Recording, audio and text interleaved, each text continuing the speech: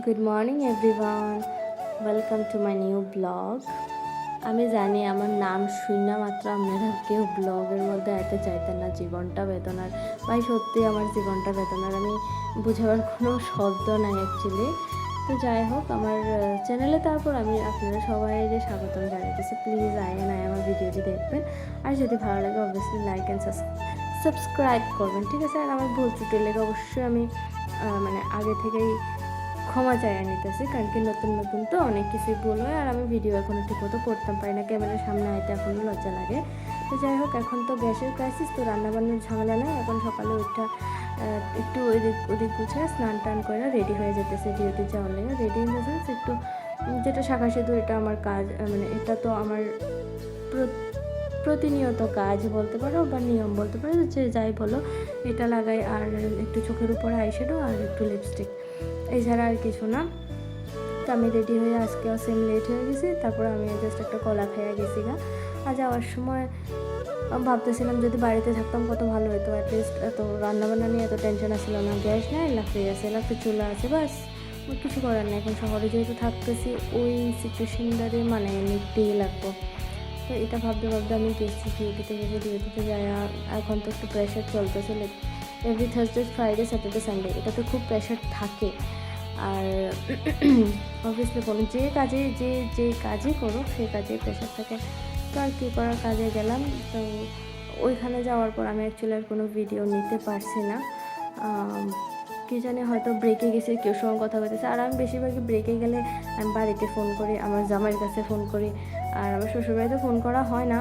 দুপুরবেলা যখন আমি ভাত খেতে যাই তখন একটু ফোন করি আমার শ্বশুরবাড়িতে, কারণ কি আমার শ্বশুরমশাই বাড়িতে থাকে না।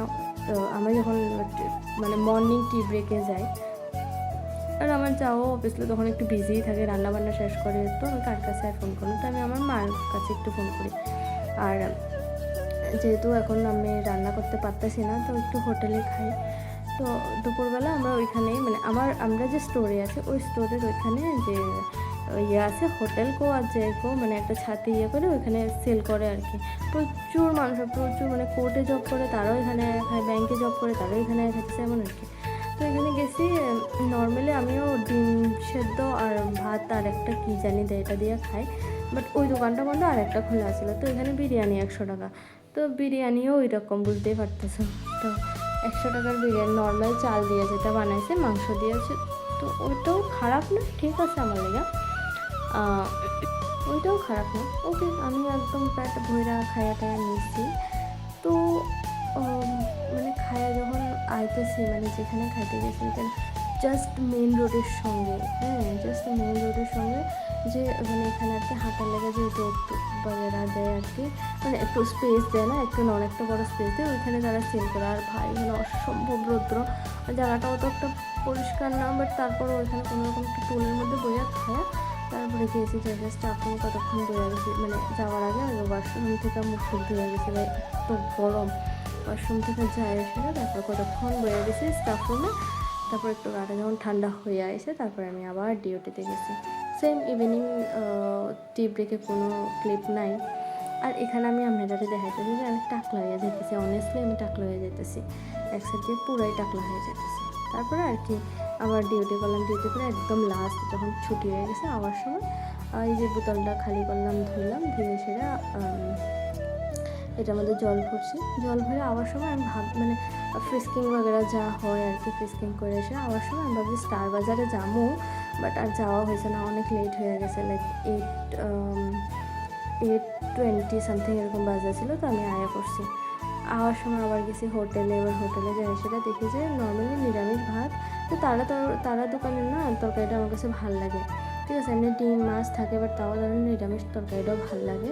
তো সেদিন ছিল সজনে ডাঁটা আর আলু দিয়া, আর হয়েছে একটা নিরামিষ। তো যাই হোক, ওইটা নিয়েই আসি। আর আমি খুব, মানে আরও ভেজ হোটেল আছে, বাট ভেজ হোটেলের খানাটি ভাই খাইতে ইচ্ছা করে না। একবেলা খেলে আরেকবেলা খাইতে ইচ্ছা করে না, বাট তারা এখানে একটু বাঙালি বাঙালি গন্ধ আছে আর কি, ওদের লাগে ভালো লাগে।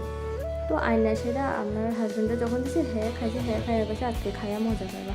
তো আমিও পরে একদম বইছি, বইছে মনটা, মানে মানে আমি জানি না ভাই কী লেগে জানি, তারা দোকানে তরকারি ভালো আছে, সেম নর্মালের, বাট তাও খায়া মজা আছে। তো আমিও খাইছি, খাইতে সেটা কীরকম কতক্ষণ বসি, সরি মানে খাওয়ার আগে, অ্যাকচুয়ালি খাওয়ার আগে আমি ও যখন খাইয়া গেছে তারপর মানে যে থালটালি দিয়ে আমি যেতে কথা গেছি আমার দিদির সঙ্গে, আমার শ্বশুরবাড়িতে আমার মার সঙ্গে, যেমন কথা কইতে কইতে প্রায় 2 ঘন্টার মধ্যে হয়ে গেছে।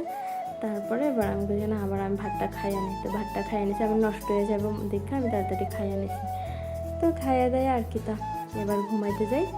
তো আপনারা সবাই গুড নাইট, ভালো থাকবেন, সুস্থ থাকবেন।